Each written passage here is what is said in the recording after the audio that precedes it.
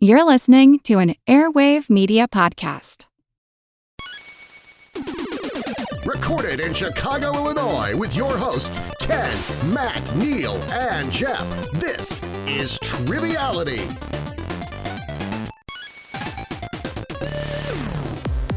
Hello and welcome to Triviality, the game where a lack of seriousness meets a little bit of knowledge. My name is Neal, here in the studio with Jeff and Ken. How is everyone doing today? Oh, welcome back to the fray, Neal. Yeah, nice to see you again. Yeah, I think I was gone for a week. I went to try and cover the footsteps of Brad Pitt from 7 years in Tibet, but I only got 7 steps and actually didn't get to the airport. Did you put on a really bad German accent? I tried, yeah. I dyed my hair very blonde, grew it out, had a bad accent. Was Thulis there? Thulis was there, but he actually was pretending to be Professor Lupin from Harry Potter. But yeah, it was okay. But Matt was going to meet me at the airport, but he had a different connecting flight, and he's on his way to New Jack City.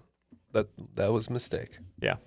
But we have some special guests here today. I'm going to start with who's hosting today's game. You may have heard him stepping in for Santa Claus one Christmas episode, and you may have enjoyed that episode. And he has a nice goatee. If Santa Claus, shaved off the beard and tried to look a little bit more modern with a nice goatee, that's what he looks like. And he's coming to us from Burlington, Kansas. Executive producer on Patreon, James Campbell. How are you, James? I am okay, and I'm troubled by the fact that physically I'm getting closer and closer to Santa Claus. That is not my intent, but I think Neal meant more in spirit. In spirit. Yeah. Well, I think in bowl full of jelly, I'm getting close too. Well, we know you're jolly, and we love having you on the show. We think this might be your 5th time hosting, you said. So congratulations on that. We'll have to send you a jacket. But tell the folks at home, if they don't remember your episodes, a little bit about yourself. I do live in Kansas. I am a criminal defense attorney. I predominantly do federal work, so I represent a lot of people in large drug deals and that type of thing. I also do a lot of state work.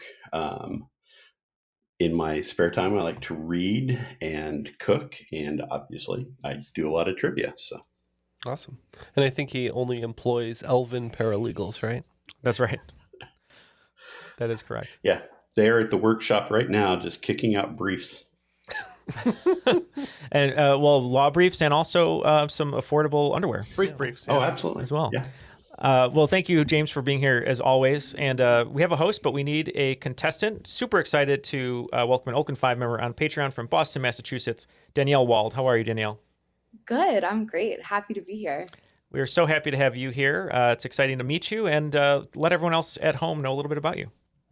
I live in Boston, as you guys said. I am a therapist, and I primarily work with children and adolescents right now. I have a cat that I love very much named Miley, and I think that's mostly it. Well, that's wonderful. So if you don't mind, I know you primarily work with children, but we might have to add you to our stable of therapists, along with Jimmy Rishikoff and some others. We can never have enough. We can never have enough therapists here at Triviality. So if you don't mind, we may have to call upon you to help us out. Of course. I don't ever intend to grow up, so I could probably use a little bit of help from my inner child. So what we're saying is this show is just Peter Pan syndrome times 10. Sure. Okay. We'll go with that. Well, Danielle, we talked a little bit about your team name today and who you were going to choose. So do you want to tell us the story behind the team name and who you're going to partner with today? Yeah, it worked out surprisingly well. It was surprisingly well, yeah.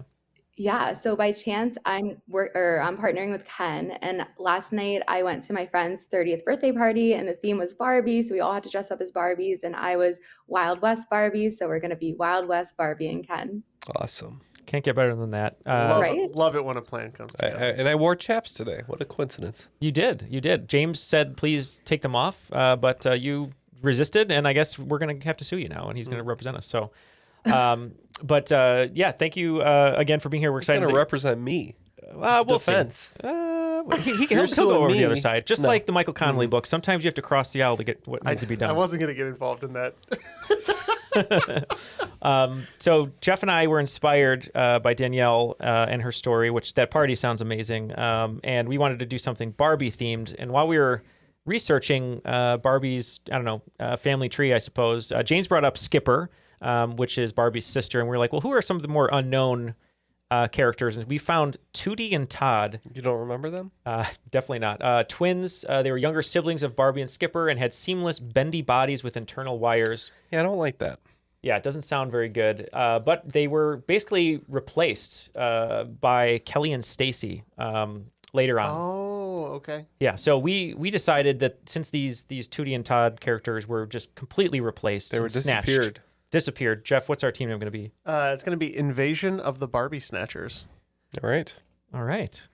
So we have our teams. Let's toss it over to the rules guy for the rules. The rules of the game are simple. 20 questions split into 2 rounds worth 10 points apiece.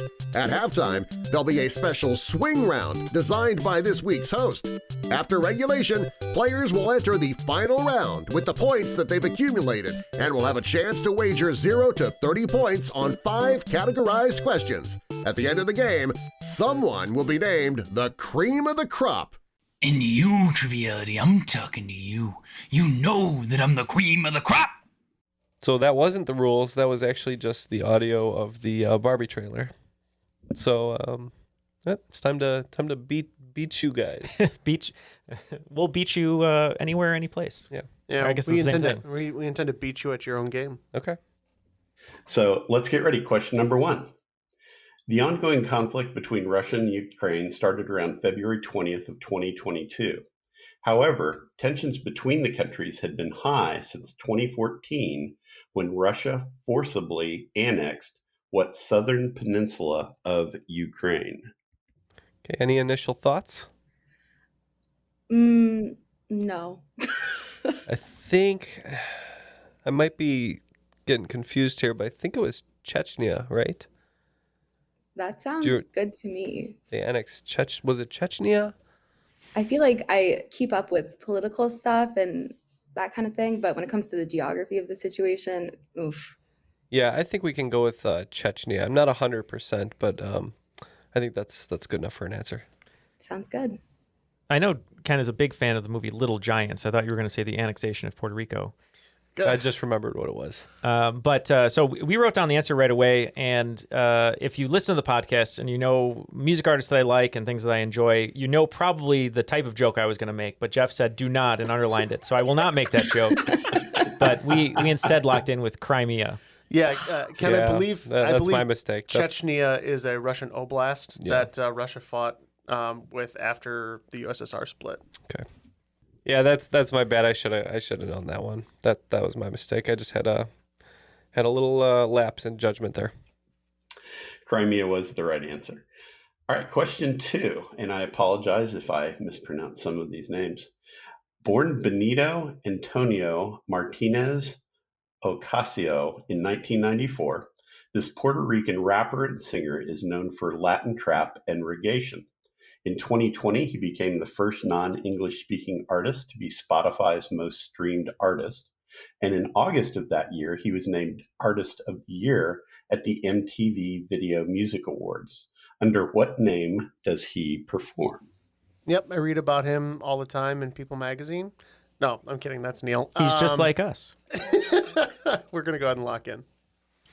So, current super popular Latin Latin artists, and this one's specifically non-English speaking. So did you have any initial impressions?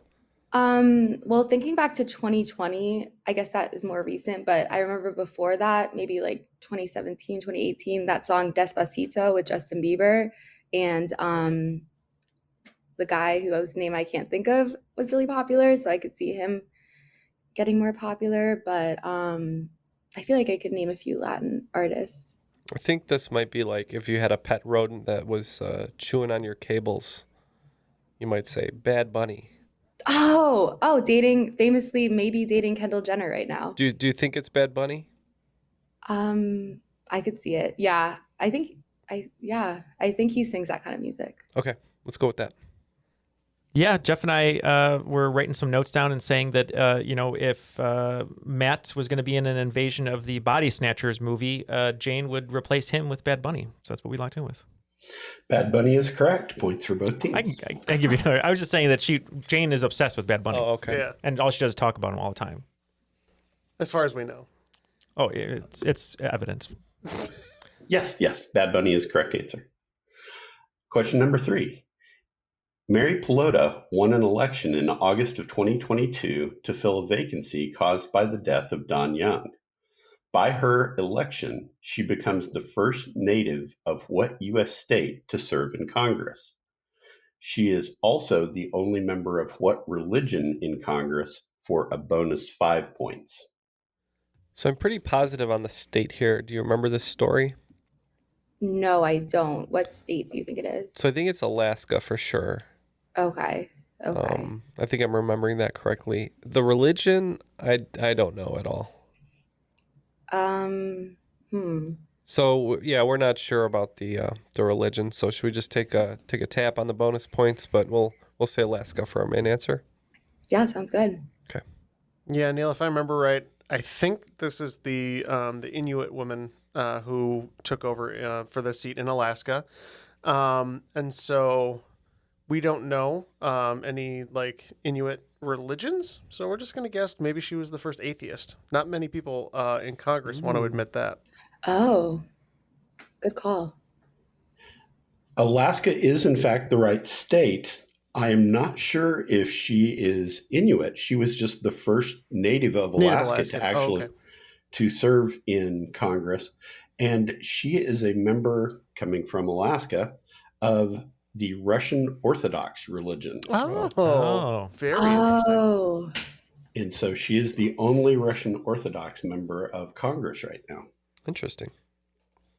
She's a fascinating individual. When I was looking her up for this question, she's very interesting. Now, she did actually, her background comes from being a judge in tribal courts, so she may have some Inuit or Native American heritage as well, but she is of the Russian Orthodox faith. Wow. Jeff, you got some extra info? I do, yeah. I believe she is, she's certainly of Inuit descent. Her citizenship shows she's part of the Orutsara Native Council. So okay, and nice try. Yeah, I was never going to go well. Yeah. So both teams get points on that one. Question number 4. The first American intervention in the Middle East is now referred to as the First Persian Gulf War, or Operation Desert Storm. The engagement started in 1990 after Iraq invaded what country? Neal, I actually have a story about this. We can go ahead and lock in. You couldn't Kuwait to answer this question for a few minutes? I could not. It is Kuwait, right? Is it Kuwait? That sounds good. That wasn't my thought, but perhaps. Did you have a different idea? Because maybe it'll jog something. I don't want to say it because I think if I'm wrong, it's going to be really embarrassing. So Okay. I was thinking Afghanistan, but because I know there's just like a lot of tension there. But Okay. This is before my time a little bit. Okay. Let's go with Kuwait. Yeah, my uncle was deployed as part of Operation Desert Storm. He was in the Navy, and he brought back for me a glass Coke bottle written in Arabic with Kuwaiti sand in it, which I still have. And so, is your uncle Tom Sizemore? He's not, no. But my uncle, he mostly was like a mechanic, worked on like helicopters and stuff. But yeah, he was deployed as part of that operation. Wow. So pretty cool. Kuwait. Yeah. Kuwait. Kuwait is the correct answer to question 4A. That was the one I had to substitute out after earlier discussions. So now we go on to question 5. I asked each of my kids to submit a question, and obviously they're closer to your age than mine. They are right now 30 and 32, or 31 and 33. They're in that neighborhood, so they're not kids. But anyway, my son Joel submitted this question 5. In Disney's 2021 film Encanto, it features the hit song We Don't Talk About Bruno. In the movie, we hear the Madrigal family sing all the verses at the same time toward the end of the song. This is an example of what musical term popular during the Renaissance and Baroque periods? Yeah, maybe we could just say it, and then if it sounds right, We're James gonna won't make us spell it. We think we're close, and so we're going to be very loose with our pronunciation. Okay. I have a thought that's easy to pronounce. What do you think? Well, I was very excited when it started off about Disney because I was like, oh, this is my jam. And then it's like took a right turn Slowly towards. devolved into a music theory question. Yeah. So now I am not so sure. What are your thoughts? So when I think about Baroque and Renaissance periods, I often think of Bach's toccata and fugue. And I think the fugue is actually describing the many parts being played over one another. So I would just say fugue, maybe. Okay, I could see that being hard to pronounce too, perhaps, or questionable about how to pronounce it. So I think let's do it. That sounds like me after a long day recording here when I'm in a fugue state. So we'll just be very specific about what we were talking about. Neal wrote canon down, and I thought it was maybe canton.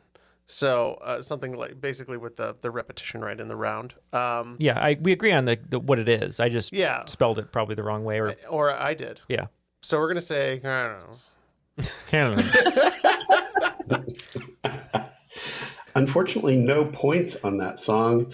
The answer was in the question. It's called a madrigal. Oh. That's where we get the word from. I was a madrigal and I didn't know it. What the hell? So the madrigal family, that's where they tied that in from, is that it's called madrigal singing. Yeah, so the canon. Oh, it is a canon. C-A-N-O-N is a Okay. contrapuntal, counterpoint-based compositional technique that employs a melody with one or more imitations of the melody. So you were right. I think that's what I was thinking of. See, medieval and Renaissance. So Yeah. Well, we learned something though. So madrigal. I didn't We learned realize two that. things. Yeah, One by being wrong. that's true. Well, that's when you learn the most things, is when you're wrong. Square recap. Yeah, of course. After 5 questions, it looks like Team Wild West Barbie and Ken have 30 points to their name. And the invasion of the Barbiesnatchers just slightly ahead with a new pair of sunglasses with 40. Going on with the second half of the first round, question 6. Shepard Fairey is known for creating Obey Giant, which is a continuing street art project and experiment. However, he is most well known for creating what famous 2012 poster? Okay, I have a thought, Yeah. but I could be wrong. 2012 makes me think of. Do you remember the Coney 2012 stuff? Yeah. That's the only thing I thought. That's my only thought. But Well, if so you have other are you familiar with the Obey brand? No, I'm not. I'm sorry. Oh, that's okay. So it's the big Andre the Giant head, sort of like in a very contrasted style. I think it might be the Obama poster, the Hope. Oh, better. I like that. Was that done for his first election or the second? I think the first one was Change, and then the second one was Hope, or I could be wrong. Okay, so we're gonna say the Obama poster. And we agree. We think it's the Obama Hope poster. Points for both team. It is the Obama Hope poster that Shepard Fairey created. So 10 points for each side. Question 7. What part of the brain supports the conversion of short-term memory into long-term memory, thus allowing us to ask questions for these trivia games? Or it could be a place where large African mammals go to study. Okay, we're locked in. Is this the part of the brain where you remember Sammy Jenkins, Ken? I think so. Okay. I've got it written on my hand just in case. What's the other thing that you've recently learned that you will never forget? Gene Cernan, Last Man on the Moon. That's right. Good recall from last week. Yeah. So this is really, this is rough because in undergrad I studied neuroscience. So you think, oh my gosh, Janelle, you're totally going to get this right. But it's been a little bit since undergrad. I could have oh, wait, no, my guess is correct. Okay, I feel better now. Hippocampus. Okay. Yeah. Definitely. You always got to take a look at the clues. If you can't get it the smart way, you got to get it the dumb way. I always say, for myself. The clue threw me off. I was like, safari. Elephant College. What the hell is that? So you were thinking what? Hippocampus. Yeah. Definitely. It's actually Cheetah University. No, we too said the hippocampus. Hippocampus is correct. 10 points for each side. Sweet. Shout out to my Kenyan college education. Yeah. Coming back for the win. Different Kenyan college. Yeah. Oh, look at that. Yeah. And now, Jeff, what part of the brain does the famous Greek icon with the snakes on her head, what college does she go to? The Wildebeest Library. I was going to say the Medusa oblongata. Ah. Oh, that's good. That's good. Oh, I like that one a lot. That may come up later. Question number 8. Gotta catch 'em all is the familiar slogan for Pokemon. Depending on what source you use, there are between 900 and 1,000 Pokemon in total now. How many were in the original 1996 Pokemon Red and Blue versions for the Game Boy system? Because there's a little dispute, you can get within plus or minus 1. Yeah, we're locked in. That was my guess too, actually, so I feel better about myself if you're right, Jeff. So I would say, since we get plus or minus 1, I would say 101, because I think it goes... I think Mew and Mewtwo are like roll over the 100. So I think it's really 102, but I could be a little off. So I think 101 is safe. Sounds good to me. I was a Game Boy kid, but not a Pokemon kid, so that works. Yeah, Neal and I just had to catch them all, and we said it's 150, unless Is it that many? Unless you Shoot. count Mew, who's 151. So And Mew did. Shoot, my bad. Invasion of the Barbiesnatchers got it right on the money. It's whether you count Mew or not. It makes it either 150 or 150, not 151. how could you forget about 149? I'm dropping easy. Dragonite. Hold on, I dropped two softballs for me today. So Danielle, you said you were a Game Boy kid. What was your favorite Game Boy game? Ooh, I had a like Jasmine and Aladdin game as a kid, that was a good and one. it was like on a magic carpet going up and down. It was really fun. All right, question number 9. The Sangiovese grape is from the Tuscany region of Italy and is the primary varietal in what common blended wine that has traditionally been served in Italian restaurants from a squat bottle with a straw basket.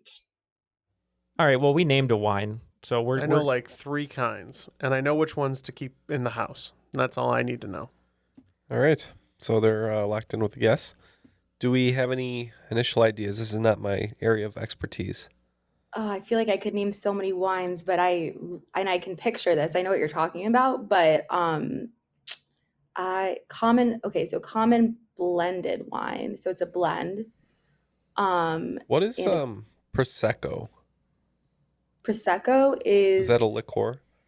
No, it's like a sparkling.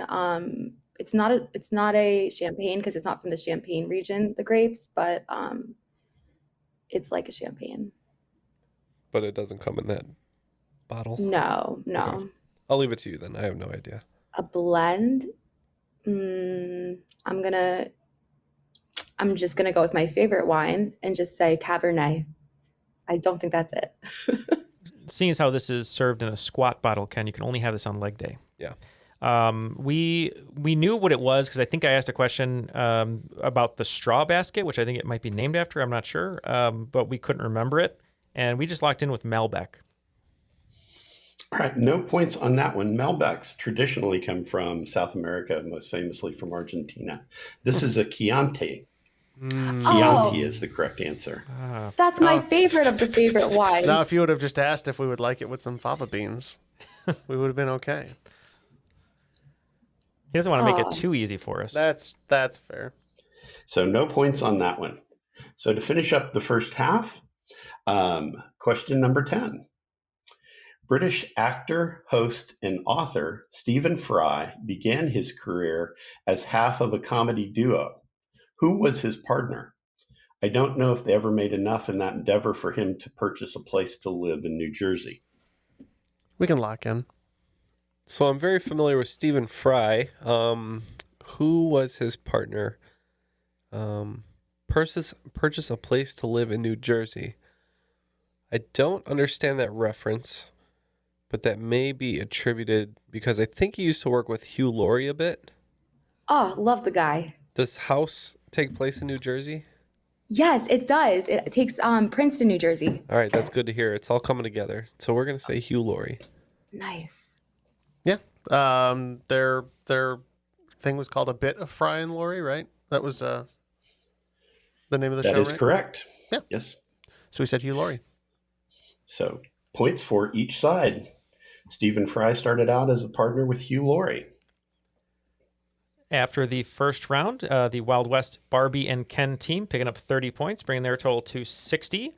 And Team Invasion of the Barbiesnatchers picking up 40 points, bringing their total to 80. So 20 points is all that separates both teams. But something that doesn't separate us with our listeners is Patreon. So if you'd like to go to Patreon to help support the show and hear a lot of bonus episodes, sort of Ask Me Anything type episodes like the Crop Drop, extra trivia in the Patreon bonuses, or get a bunch of extra perks like stickers, boxes, posters, and more, you can go to patreon.com/trivialitypodcast. And for as little as $1 a month, you can join Danielle and James in getting all of our newest episodes ad-free if you don't want to listen to the ads. That transition was so smooth, I fell on it. If every listener gave us $1 a month, we'd be in good shape. We would to have keep this several thing dollars a going month. on in perpetuity. That's true. Okay, for our swing round today, this is a this, that, the other, or neither round, and it is actors in the DC or Marvel cinematic universes. So there's going to be 12, so there are 60 points possible, 5 points for each individual. You have to, for each individual, say if they were a part of DC, Marvel, both, or neither. I have arranged them in alphabetical order by first name. Here are your 12 names. Billy D. Williams, Clark Gregg, Emily Blunt, Jon Favreau, Keegan-Michael Key, Marlon Brando, Michelle Pfeiffer, Paul Bettany, Sebastian Stan, Tom Cruise, Tommy Lee Jones, Jason Momoa. Okay, we have our actors, and we'll be right back with our answers. And we are back, and let's go ahead and hear the actors one more time, and we will say if we think they're in DC, Marvel, neither, or both. All right, number one was Mr. Billy D. Williams. So I was positive he's in the old Batman movies as Harvey Dent. Harvey Dent. But I don't think he made it into Marvel, so we're going to say DC. Yeah, we had the exact same discussion. We knew he was Harvey Dent, and we just said we think he's only DC. Correct. He was just in DC. Now, I guess as we go through these, I will also clarify for the listening audience. I tried very carefully not to include people who did voices for one or the other in like animated stuff. Thank you. If I missed one, and if somebody brings something up that says it was different, I'm going to say that IMDb is the ultimate judge here. So if it was uncredited or IMDb didn't pick it up, it doesn't count. But I've tried to make it so it was very straightforward answers, because there were a lot. And during the discussion, Ken brought up the new Suicide Squad. And when James Gunn crossed, he took a lot of people with him. And so that I tried to kind of eliminate those as well. So anyway, I think we'll take the rules from the Mystery Science Theater 3000 doctrine. Just try to remember it's just a show, and you should really just relax. That is correct. Number two, Clark Gregg. We said Marvel on this one. Obviously, he's Agent Coulson. I don't think he made it into DC, though. We agree. We just said Marvel. He is very famous as Agent Coulson. That is, I couldn't find any DC references. It is just Marvel. 5 points for each team. The lovely Miss Emily Blunt. Oh, me? I think neither for Emily Blunt. Yeah, we think despite many fan castings wanting her to partner with her husband, John Krasinski, to be in the Fantastic Four, we don't think she's been in any comic book movie between the two. To date, she is not. Neither is correct. Number four, Jon Favreau. All right, so we know him famously for his many Marvel roles, but not sure he's in any DC, so we said Marvel. Yeah. Interesting thing about Jon Favreau is he's so intimately tied to the MCU. I would have sworn that he was only in Marvel films, but I do remember him as a much younger actor being in Batman. as Is an he? assistant. So we said both. He was Bruce Wayne's assistant in Batman Forever. It is No! both for John Favreau. I knew there was going to be one of these. All right. The next one is Keegan-Michael Key. So I know he's not in any big roles. Pretty sure. He might be in some small roles, but I can't remember any. So we said neither. We agree. We think it's neither. That is correct. Keegan-Michael Key has not appeared in any comic or any of those movies yet. That was another thing that I kind of tried to go back. There's a lot of like Kick-Ass and Scott Pilgrim and things that aren't either properties of DC or Marvel. And I kind of tried to even avoid like Watchmen, which is a DC property, Sure. but doesn't necessarily fall into those. So there's a lot out there. Anyway, Keegan-Michael Key, nothing to this date. The next one, number 6, is Marlon Brando. So the old Supermans? The old Supermans? Supermen's. The Supermen's movies puts Brando in DC. I don't think any Marvel. Yep, I believe he just played Jor-El, Superman's dad, so that's what we went with. He was Superman's father in the first 2 movies. So 5 points to each side. Number 7, Ms. Michelle Pfeiffer. Yeah, almost got us on this one. But we said both because she's Catwoman and also in Ant-Man. Yeah, it's weird because I definitely remember her in Ant-Man. And then Neal had to remind me that Halle Berry wasn't the only good Catwoman. So Still the best, though. Can't beat the best. So we said both. That is correct. She was Catwoman in Batman Returns, and she was in Ant-Man and Wasp. Number 8 is Paul Bettany. And this is another one I know that's going to bite us on the ass. We said Marvel, famous for her being the Vision. Don't know about any DC, so we just said Marvel. Jarvis too, right? Yeah. That's right. We had the same conversation. We were almost, positive that it's Marvel, but we're assuming that he's probably a cameo in some other movie. But we locked in with Marvel. Marvel is correct. I really had in my head that he was in Watchmen, but he was not. So in looking through his IMDb, he was just Jarvis and Vision. So Marvel is correct. Points for both sides. Number 9, Sebastian Stan. So somebody who's come to more recent fame in the last, 10 years or so. So he's definitely Marvel as Winter Soldier. Don't think any DC really. Yeah, we weren't sure if I, Tonya was considered a DC movie, but we were for sure locking in with him being a Marvel person.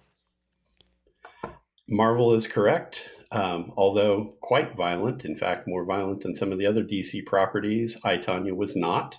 So it is Marvel. You are both correct. 5 points for each of you. Number 10, Tom Cruise. I think neither for Tom Cruise unless he had a small role. We don't think Tom Cruise wants anything to do with such childish nonsense. So we said neither. Neither is correct. He did appear good. with Robert Downey Jr. in Tropic Thunder. Yeah. But to date, he has not been in any properties of that nature. He has done a whole bunch of Mission Impossibles and other things, but that is correct. 5 Les points Grossman to each is my side. hero. Oh, I love Les Grossman. Number 11, Tommy Lee Jones. Almost forgot his appearance in Captain America, but now we know that he's in both as Two-Face and the guy in Captain America. Yep, we agree. We know he played Two-Face, and I think it was, Steve Rogers' drill sergeant. Yeah, or the guy. The guy, yeah. Who yells at him, who yells at everyone. That is correct. He was Captain America First Avenger and also played Two-Face. Number How could 12, you the forget last. about Colonel Chester Phillips, Ken? And Shame finally, me. number 12, Jason Momoa. Fish, he's Fish Guy. He's Fish Guy in DC. Not sure about Marvel. I don't think so. I like to So call DC. him. I like to call him the H2 hero. Thank you. Mm. We also said DC. So you're saying he went from H2O to H2 hero. That's right. And that is correct. He has only been in DC properties to this date. After the swing round, it looks like Wild West Barbie and Ken only missing one question, picking up 55 points, Nice. bringing their total to 115. And Invasion of the Barbiesnatchers didn't miss a question, picking up 60 points, bringing their total to 140. But the more important question here is a thought experiment in honor of Danielle and all the great work she does. Of the names that we just went through from James, I'd like everyone to say if you could only pick one of those names to watch movies for the rest of your life and everyone else is deleted from history, who would that person be? Momoa. Momoa for No. Ken? Oh. I'm Tom Cruise, just off the gut. Yeah, I think that's the best. That's the best catalog. Yeah, you've Michelle got- Pfeiffer. Ooh, good one for James. Michelle Pfeiffer. I just love Emily Blunt. She's very pretty and a very good actress. Great choice. And Jeff, all Plus, up to then you. you get Sicario. That's true. You do get Sicario and you get Mary Poppins and Edge of Yeah. Tomorrow though with Tom Cruise, which is, so you get actually do get Tom Cruise. That movie's great. Ooh. Oh, Edge of Tomorrow's so good. Danielle It's might so have good. it. Such a good movie. Quiet Place is great too, of course. Emily Blunt. So good. Yeah, she's done a lot of wonderful films. Okay, I'll pick someone different. I'm gonna go Keegan-Michael Key. He does a lot of great voice work in kids movies, and I'm a big fan. So and great TV Okay. stuff. All he's right. in the new Mario. Ken, can't miss that. I guess not new You anymore. did. You slept through it. I went back and saw it again. Thank you. I just saw in Switzerland. Apparently, they have a movie theater with beds. So now I can go You're see. gone. I can see a film 3 times now before finishing it. Okay, let's begin the second round. Question number 11. Maine is the only state that only borders one other state. There are 3 states that only border 2 other states. Name 2 of the 3. Okay, so I thought I'm from Florida, but like the Miami area, so the north part of the state where it touches other states is kind of murky for me. But I thought maybe I think it might be too many. I think it's Yeah, 'cause at least 3 probably. it's Georgia, Alabama, and it's also Louisiana. Yeah, at least. Okay. Okay. I was thinking maybe Washington crammed up there in the corner Oh, because it's got one big state bordering it on the south and another big state bordering it on the east. So I think Okay. maybe Washington. What about like Rhode Island? I put that down because I was like, that's a small. I put Delaware and Rhode Island because they're kind of small, but perhaps Rhode Island, yeah. All right, let's try Rhode Island and Washington then. Okay, so I was very recently in one of these states, which is why it came to my mind first. I think South Carolina only shares a border with North Carolina and Georgia. So we said North Carolina or South Carolina. And we agree with you on Rhode Island. I believe that's sandwiched just between Massachusetts and Connecticut. So. And if you asked me over here if you wanted for that third one, I probably would have said Washington. So maybe that's right. Only 3 states that border 2 other states are Florida, which borders Georgia and Alabama, South Carolina, which borders North Carolina and Georgia, and Washington, which borders Idaho and Oregon. Rhode Island actually has a maritime border with New York, so it does not count. Stupid Long Island. So I believe that's no points for either team. No points. It's a real shame too. I points. should have listened to Neal, and I wasn't. I was thinking about Rhode Island, but I wasn't confident. He said Washington, so we could have had it. Yeah, that happens. Apologies, Neal. It's only once in a blue moon that happens. So Actually, it happens more than I'd like to admit. Question number 12. Staying in the South, Rosa Parks refused to give up her seat on a bus and sparked a protest that further ignited and inspired the civil rights movement in the 60s. In what southern city did Rosa Parks make this momentous stand, or rather sit? Correct, Neal. I think that's right. Yeah. We will go ahead and lock in. All right. Anything jumping out to you? It was a state of Alabama, right? I think so. Yeah. So what are this? It's like I- Birmingham, Tuscaloosa. I often like to say Birmingham for civil rights questions because so much went down there. Also, Montgomery is jumping out to me for some reason. Oh, I feel like it might be. There's definitely something civil rights from Montgomery. The only thing I can think The of that bus it might. boycott. Yeah, and Ruby Bridges was her name. Was that the Yeah. girl with the school? but I'm feeling Montgomery, but if you really feel better about Birmingham, that's fine. I like Montgomery for this one. Yeah. You should count yourself, I think, happy that you didn't go with the alliteration, because we think it's Montgomery as well. Montgomery, Alabama is the correct location, so points to both teams. Yay. That is Alabama's state capital, in case you were curious. Which I can tell from the look on Ken's face, he was not. Question number 13. Queen Elizabeth II of England served as monarch from 1952 until her recent death. She was a representative of the House of Windsor. Although the name of that house changed over time, they went by Saxe, Coburg, and Gerda until the start of the First World War in 1917. What house preceded the Windsors, ending with Queen Victoria in 1901? I am really bad at this, and I'm not really a royalty fan, but Me neither. Okay, but I know I saw that musical 6, and I heard you guys talking about Germany, and it made me remember that someone did something with a woman from Germany. And there's this song where they talk the House of Holbein or something like that.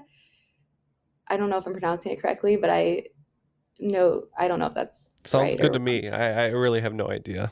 Okay. It's my best guess. We were thinking it was the House of Hanover, which also sounds vaguely German. All right, so you locked in with House of Hanover and House of Holbein. Mm-hmm. Sorry, not sorry, but Wild West Barbie did lose their head there. It was House of Hanover is correct. We wrote down Hanover and Osborne. I think actually she died as somewhere named Osborne. I think that's probably why it came to me. But luckily we went with Hanover. So again, Hanover is correct, and Invasion of the Barbiesnatchers gets the points on that one. Question number 14. Winged Victory is a Greek statue dating from the 2nd century, which is currently on display in the Louvre Museum. The statue is a headless woman with wings outstretched behind her. What is the alternate name for the statue, referring to the Greek goddess of victory? This is probably the reason Blue Ribbon Sports chose it for their new name in 1971. This sounds like all very familiar, but I don't know that I have an answer. So Okay. So I'm pretty confident that Nike comes from the name of a Greek goddess. So let's go with Nike. Yes, I think you might be right. Yep. We also saw Air, and we said Nike. Did you know that the swoosh was designed for $30? Yeah. Nike is correct. I thought it was a little hard before, so I threw in the Blue Ribbon Sports to hopefully make it a little easier. That definitely made it easier, Right. Yeah. So points to both teams. Question 15. This was written by my other son, Alex. The first one was written by my son, Joel. I don't know if I mentioned his name before. Question 15. A Rube Goldberg machine is described as having a fantastically complicated, improvised appearance or being deviously complex and impracticable.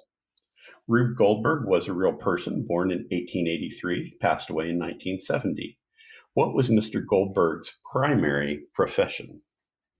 All right, I don't have too much of an idea here. I've got a couple guesses.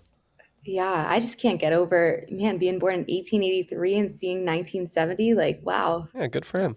Yeah, different times. It's like, wow, the Eiffel Tower to These crazy kids and their sex. Pong. Yeah. Yeah. Must be Almost. wild. But go ahead. Do you think maybe he's like a game designer or an electrician or something like that? I was thinking something along the line, not an inventor, but like inventing adjacent. Or an engineer? I'm going to go with engineer. That sounds fine to me. Sure. These were things we came up with. Engineer was chief among them. We decided it'd be much funnier, though, if he was a politician, since he was involved in complicated, needlessly complicated things.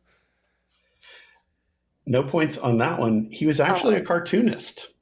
He won a Pulitzer Prize for political that's right, cartoons. because he would draw them, right? He didn't actually Yes. build machines. He would draw the machines. But yeah, he was a cartoonist. Now, he was trained as an engineer as well and did some other things, but he was a cartoonist, and actually the award for political cartoons since 1971, after his death, is called the Rube Awards after him, and he did win the award in 1967 as well. So he was quite a talented An cartoonist. interesting coincidence. Well, speaking of Rube Goldberg contraptions, normally math is that for me, but not right now because the scores are pretty easy to tabulate. Looks like Wild West Barbie and Ken picking up 20 more points, bringing their total to 135. And Invasion of the Barbiesnatchers picking up 30 points, bringing our total to 170. All right, moving on to the last section of the second round. Question 16. What group of animals are referred to as cetacea? I will give you a hint. Every member of this group can swim faster than me, but I can run faster than any of them. So I think in a triathlon, it's going to come down to the bike race.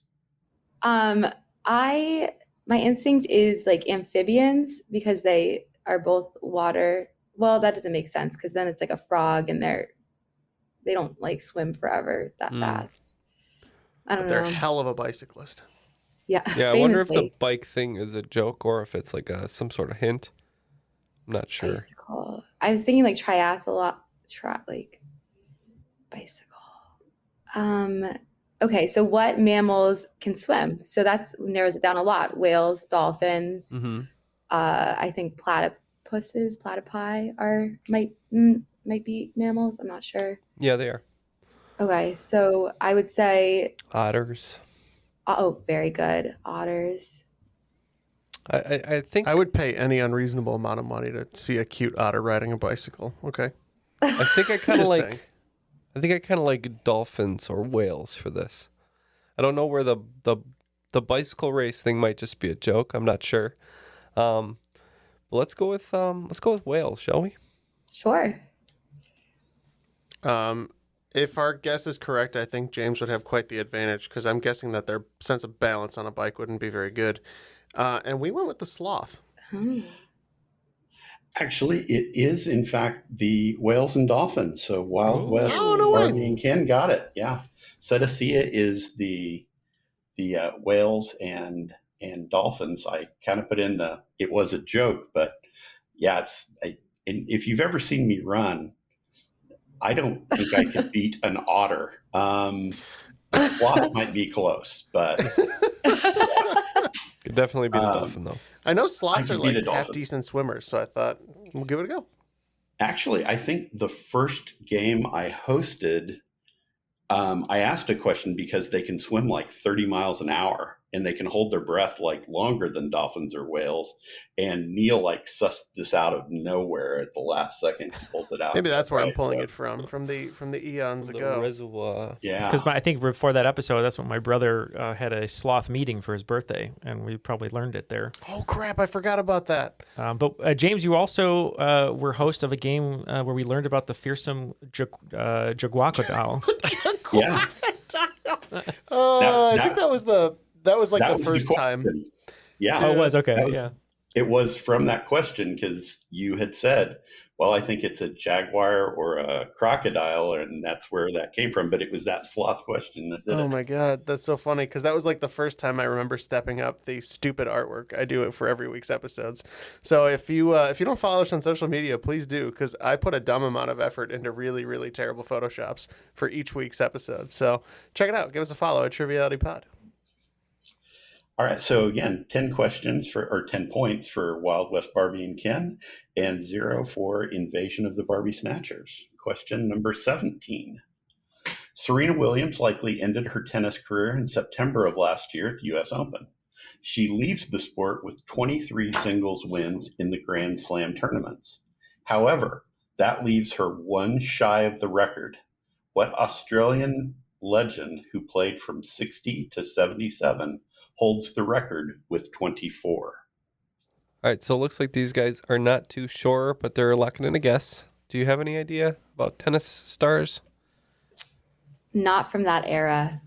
Yeah, No. me neither. I can't begin to even guess this. So unless you can, let's just give it a tap. Yeah. Yeah. Steffi Graf. Okay. Yeah. For some reason, I thought the name started with an H. It's probably wrong, and I just could only think of Helen Hunt, which is definitely not the right answer. It's something very Australian, British sounding or something. So we just liked it with Helen Hunt, even though it's wrong. No points on that one. It is very Australian, British sounding. It is Margaret Court. That's it. Yep. Margaret Court. Yeah. Because her name is Court. That's a good way to remember it, actually. I should think about that from now on. Question number 18. Knitting uses a pair of long needles to form loops moving from one needle to the other. What similar but easier style uses only one needle to hook loops together directly on the piece being created? Okay, so it sounds like we're locked in. Neal, is this crochet? I believe, yeah, it's after you play croquet. Crotchet? Yeah, you go inside and you crochet, and then you watch me nay. whip, and then watch me nay. If you hang it up, you macrame. Yeah, so we said crochet. We don't know if that's right, though. Oh, Danielle? now I'm nervous, but I was thinking it was needlepoint. Oh, no, it is crochet. Oh. Needlepoint, you're using a needle, not a hook. So crochet is in fact the correct answer. Invasion gets the points on that one. Neal and I are the worst beat poets in history. Yes, very bad. Question 19. Gardeners often use fertilizer to enrich their soil. Almost all fertilizers have 3 bold numbers that refer to the proportion of certain nutrients. N, P, and K are the letters used for the 3 primary types of chemicals. What nutrients do N, P, and K represent? I think we have this, Neal. Yeah, I was going to say, because every Sunday we record, either you or Ken leave some fertilizer in the studio. Oh, no. I couldn't get Look through how it. you like that joke so much. You were It's- so pleased with I yourself. know. Very good, Neil. Thank you. So these guys are locked in. Any idea on some of these? K or like N, I felt like nitrogen was good for plants. Yes, So I thought I maybe agree. that. P, like K. phosphorus. Yeah, and K is potassium elementally, so Yeah. I think P is phosphorus. So let's go with those. Okay. That's what we said. Nitrogen, phosphorus, and potassium. And that is correct. Points for both teams, nitrogen, phosphorus, and potassium. You guys don't have a lot of gardening questions on. I thought I'd throw one in. Thank you. It's good. We need it. Question 20, the last question of the main round. The Taj Mahal was commissioned in 1632 by Emperor Shah Jahan to house the tomb of his favorite wife, Mumtaz Mahal, hence the name. In what Indian city is the Taj Mahal located? There's a hint. It wasn't the place where Aladdin courted Jasmine, but their names are close. All right, so these fellas are locked in. So do you know the city or the city in Aladdin? I could definitely come up with it if I feel like I sang enough of that like Prince Ali song from the new music version. I feel like but it begins with an A. Yes, it definitely does. Agrabah. Agrabah? Agrabah. So if it sounds similar to that, you know what? Something's jumping out at me. I think it might just be Agra. Great. Let's go with Agra. Yeah, and we agree. It was Agrabah in whatever that movie is we're talking about. Aladdin? And, yeah, that's the one. You know, the one named for the main character. And The movie that Aladdin's in? yeah, the movie Aladdin was in. Which one was that? 40 Thieves. We said Agra. Or Agra. Agra is correct. So both teams get points. I'm so happy there's a Disney question or multiple Disney questions. And what was the name of the rock from Global Guts? So Agro. That was the Aggro Aggro Crag. Aggro Crag. Okay. Mega Crag. So that's where Ken and Jeff, that's where you want to be buried, is the Aggro Crag. I want to go That'd be up great. head to head against Jeff in the Aggro Crag. If anyone has any access to someone who used to work on Guts and they have it You got in a that climbing skill. in Even a at my warehouse peak somewhere. Fitness, I don't know if I could beat you. Yeah, in so I'm the a good Aggro Crag. climber, but I've never climbed with people dropping little styrofoam rocks on my head. So What about change shooting the- foam might- balls at you? might change the whole game. Well, this second half of the round, both teams were able to maneuver around wrong answers by picking up 30 points each. Looks like Wild West Barbie and Ken going to be ending with 165 before the final round, and Invasion of the Barbiesnatchers with 200. All right. So for your final round, last month was the 4th of July. And so I wanted to, try and bring a little education. A 2006 survey by the McCormick Tribune Freedom Museum found that only 1 in 4 Americans could name more than one of the 5 freedoms granted by the First Amendment to the Constitution, while more than half could name at least 2 of the Simpsons family members. 22% of the population could name all 5 Simpsons, but only 1 in 1,000 could name all 5 First Amendment freedoms. 1 in 1,000. So we're going to try and help increase those numbers. Those 5 are, and hence your topics for the final round are, freedom of speech, freedom of religion, freedom of press, freedom of assembly, and freedom to petition for the redress of grievances. Now, I'm not putting freedom in those, so the topics are just speech, religion, press, assembly, and petition for the redress of grievances. And on that last one, I took some liberties. So those are your 5 categories if you want to make your wagers. All right, all the wagers are now locked in. It looks like our team over at Wild West Barbie and Ken are doing 30s all the way down because we're rooting, tooting, and going for the win today. You guys are doing 20s all the way down, so we'll see how that pans out for you. And here are your final round questions. Speech. 2 American presidents gave famous speeches near the Berlin Wall. One in 1963, shortly after the wall was constructed, and one in 1987, shortly before the wall came down. Who were those 2 presidents? Religion. What Persian, now Iranian, religion is a monotheistic belief that was thought to have begun as early as the 2nd millennium BC and entered recorded history around the 6th century BC? It was the family religion of Freddie Mercury and is still followed by between 100,000 and 200,000 people in the world today. Press. As of March 2022, what U.S. newspaper had the highest print circulation with just shy of 700,000 printings a day? Assembly. What college football stadium has the highest seating capacity in the country? This Big Ten school can seat 107,000 per game. Petition for the redress of grievances. One of the most memorable uses of the right to petition the government came through the women's suffrage movement. Their first large convention was held in 1848 in what upstate New York location? We now have our questions. We'll be right back with our answers.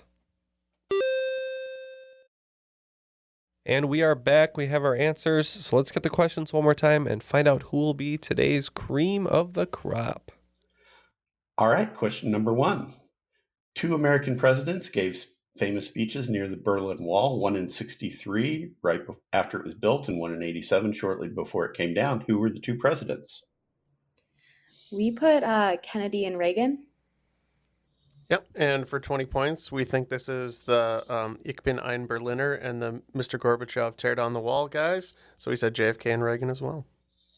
Those are the 2 speeches. Those are the 2 presidents. Points for everyone. In religion, what Persian, now Iranian religion is a monotheistic belief? Started a long time ago, 2nd millennium BC, entered history around the 6th century BC. Still has about 100 to 200,000 people following it today, and was the family religion of Freddie Mercury. So not sure on the pronunciation exactly here, but we said Zoroastrian. Yeah, for 20 points, we think this is Zoroastrianism. So Zoroastrianism is the correct answer. started after its founder, Zoroaster. In press, as of March 2022, what U.S. newspaper had the highest print circulation with just shy of 700,000 printings per day? I think we ultimately ended up guessing the Wall Street Journal. That's a great guess there for 20 points again. We just thought maybe the New York Times was the one. We also see that one in gas stations all over the country. So we have a little bit of a swing here. The Wall Street Journal is correct. Oh, wow. The New York, yep, it's 700,000. The New York Times is second at 329,000. When I started looking this up, the one I thought it would be is USA Today, because it's in every hotel everywhere, but it only prints 159,000 a day. In assembly, what college football stadium has the highest seating capacity in the country? It's a Big Ten school that can seat 107,000 per game. We said Michigan. Yeah, we knew it was between Ohio State and Michigan, but Michigan always seems to have a fuller house, so we said Michigan. They call it the Big House for a reason. They do call it the Big House for a reason. It is Michigan. Actually, second is Penn State. Oh, no way. With like 106,000, and they play it. I have no reason why it's called Beaver Stadium. So, but Penn State is the second largest. You're telling me the Nittany Lions play at Beaver Stadium? Built on the backs of beavers. Apparently. And the final question, petition for the redress of grievances. One of the most memorable uses of the right to petition the government came in the women's suffrage movement. Their first large convention was held in 1848 in what upstate New York location? We put Albany. I believe that's the capital. All right. To give us a chance here, I haven't checked the scores, but we wagered 20, so hopefully we got it and they didn't. I'm pretty sure this is Seneca Falls. Could be. That may have flipped it back. It was Seneca Falls. They have the American Women's Suffrage Museum at Seneca Falls now as well, too, if anyone's ever in that part of New York. So, all right, you each got 4 out of 5. We'll see how that turns out. The scores were very close in the end. Wild West Barbie and Ken picking up 90 points, bringing their total to 255.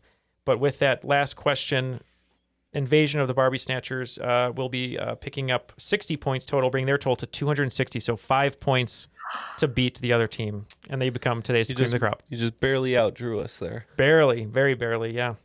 I'm unjustifiably in a position that I would rather not be in.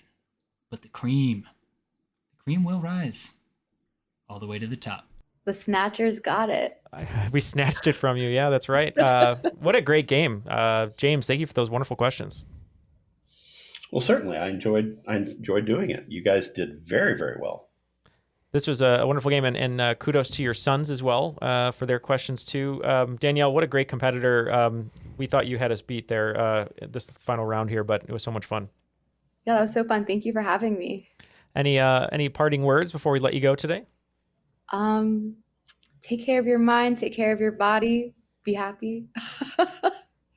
Wise words. Those are words to live by. Yeah. Take care of your friend's mind and body, too. Oh, yeah, that's good. If you have the means. Yeah. Yeah.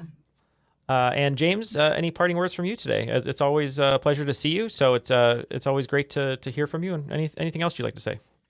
Thank you for having me back, and I hope everyone has enjoyed and continues to enjoy their summer. Just as you were traveling about the country and the world during the summer and during the holiday seasons, I always remember, be polite, be respectful to wherever you go.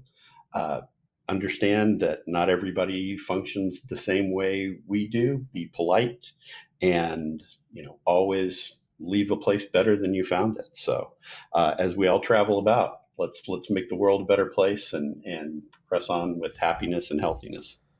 That's excellent advice. Yeah. Yeah, great advice on all accounts today. What a great way to end the show with this wonderful advice. Jeff, any bad advice just to even the scales right before we go? I want it, I bought it. Ariana Grande. There you go. I've got some more good advice for you. Go over to airwavemedia.com, our network, Airwave Media. Check out some other great shows like Art Smart.